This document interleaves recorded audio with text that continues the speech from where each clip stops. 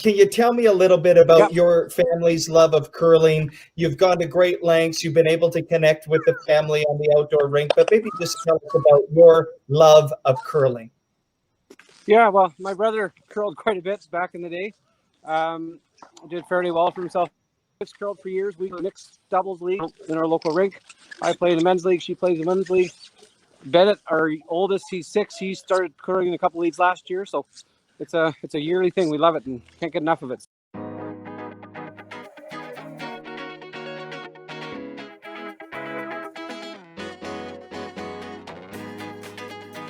That's Andy Mead. Andy is a good friend of mine from Winnipeg, Manitoba, my first Canadian I've had on the podcast. And as you may have gleaned from that little short intro, Andy's thing outside the classroom is curling, but not just the sport of curling, but also building a backyard rink for himself and his family. And he's been doing that for a little while. And it's a tricky process. If you're a Canadian, you are quite familiar with backyard hockey rinks. Curling rinks are a little bit more specific and have a little bit more to them. I follow Andy on Instagram and have known him for years, but just have always enjoyed his passion and intrigue for spending time in this really fascinating outdoor activity. And so I'm excited to have you join me and Andy talking about backyard curling.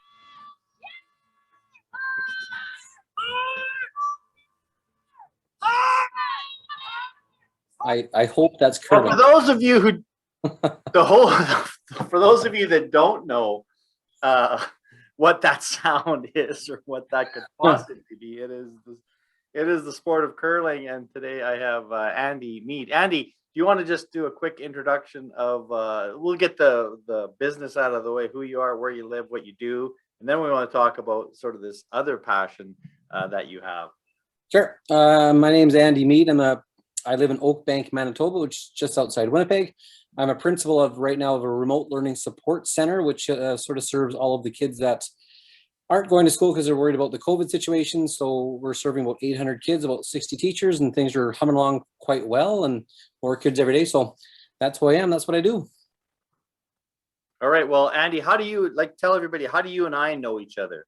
How are we connected? I think it started off with Discovery, didn't it?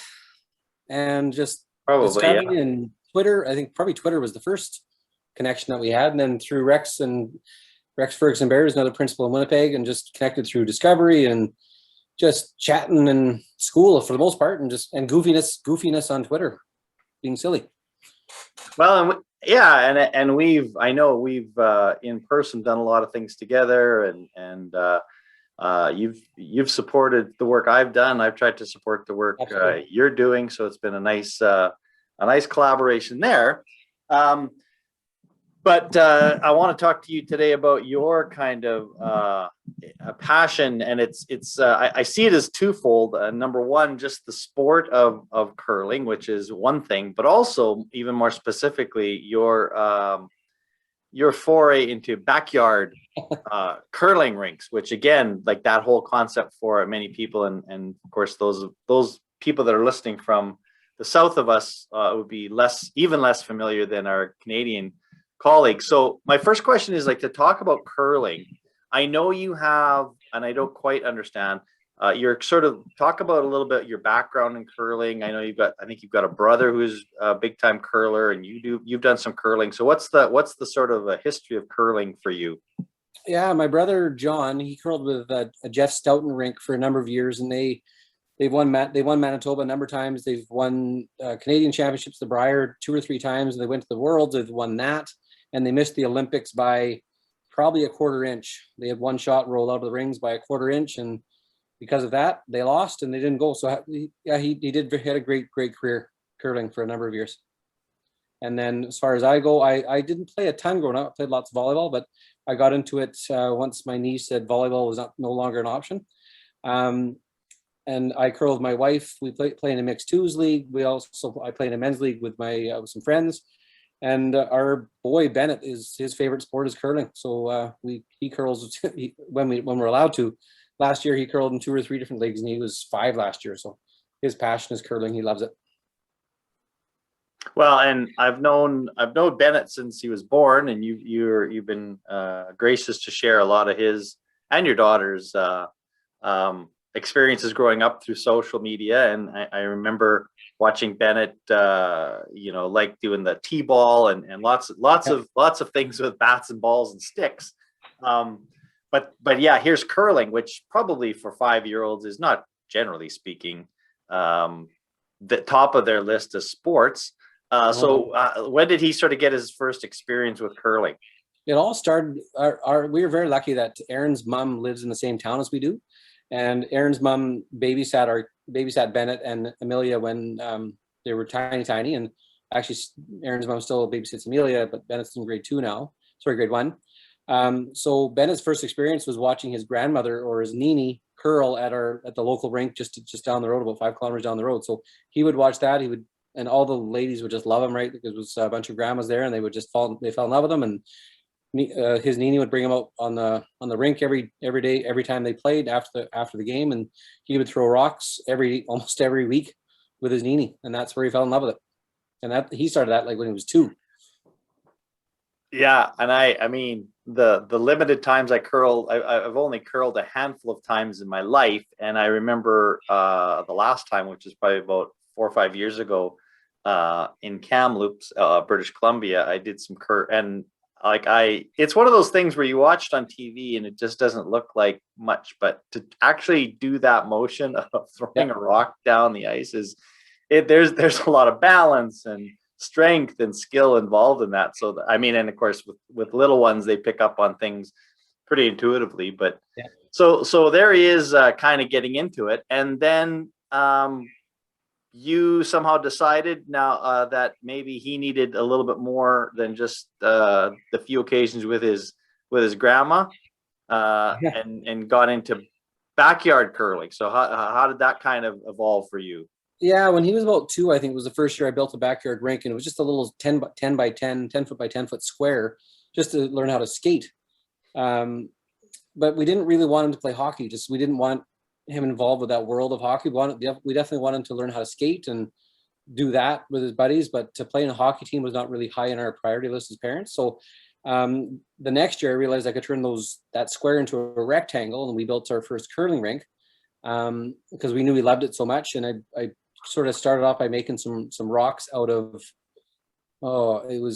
they are curling rocks that I made out of wooden salad bowls filled with cement and drawer pulls as handles.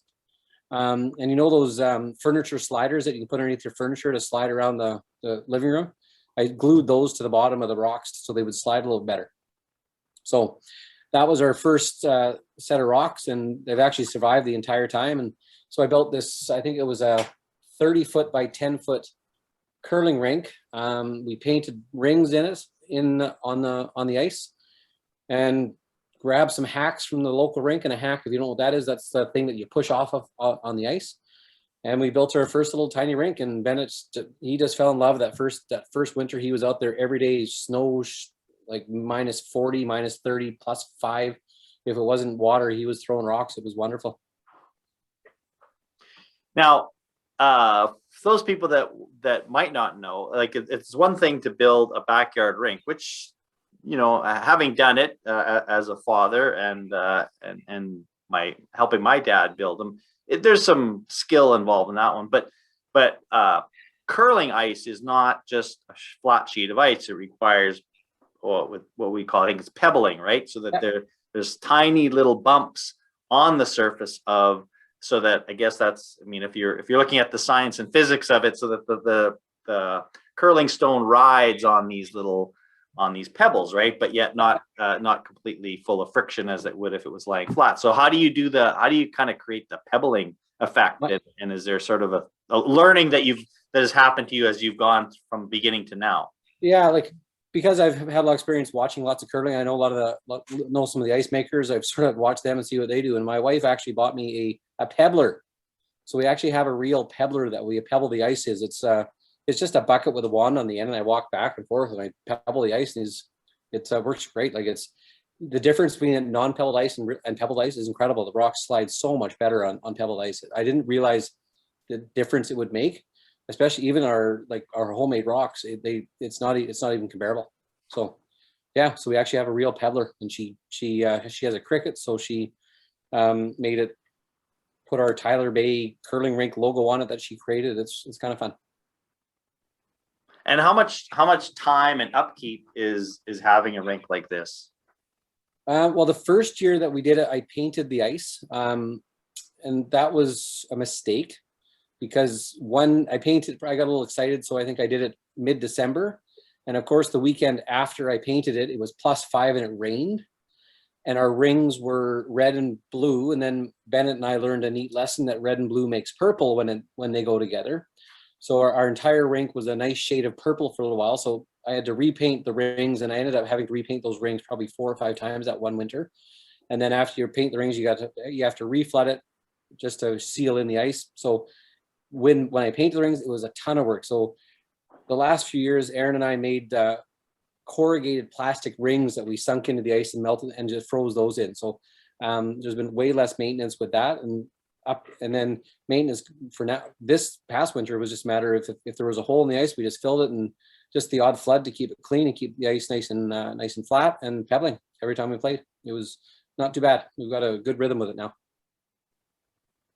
And did I see you guys? Did you win some sort of an award, or you were featured in some paper or magazine or something like that just recently?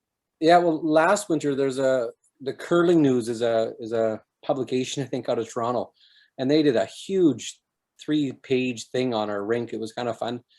George Karras, who's I think an Olympic silver medalist, he runs that publication.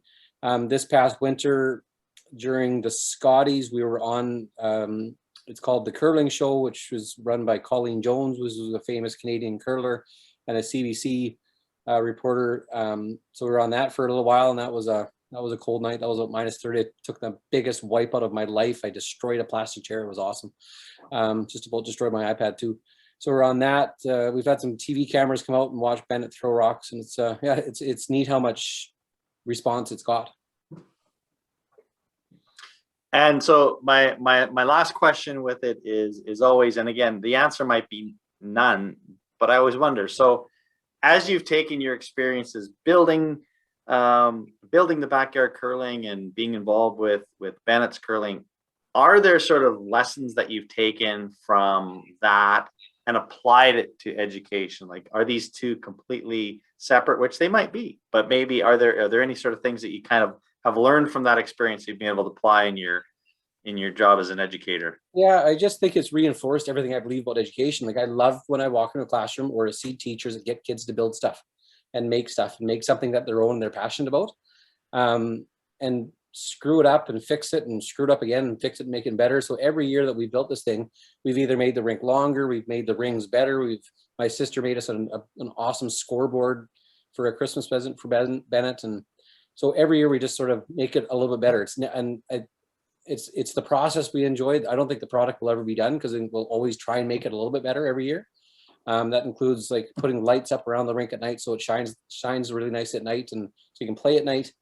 Putting a location in the backyard where we can find it's the flattest so we get the best ice surface, and just learning every year and knowing that it's just getting it better every year. And it won't ever be perfect, but it's just lots of fun. Well, again, just it's always a treat to sort of watch and have you share some of the things that you're doing with the rink, and just especially this year, knowing how many more people got in touch with being outdoors and embracing. And obviously, I know you guys have embraced the fact that it doesn't matter if it's -30 outside or whatever, we're going to be outside. And I think it's such a great thing for kids to experience, and one that not only are your family benefiting from enjoying, but we are just kind of observing it. So thanks for doing that, and appreciate your time, Andy. My pleasure. And the thing I love about it the most, if you go skating at the rink, you're a Canadian, you know what it's like. If it's -30, you're out there for 5 minutes, your toes are done. Go in a backyard curling rink, you can wear your boots, you put a slider on, you can be out there for 30 minutes and you're just fine. So that's the best part for me. Awesome. All right, my friend, take good care. You too. Stay safe. You bet. Bye-bye.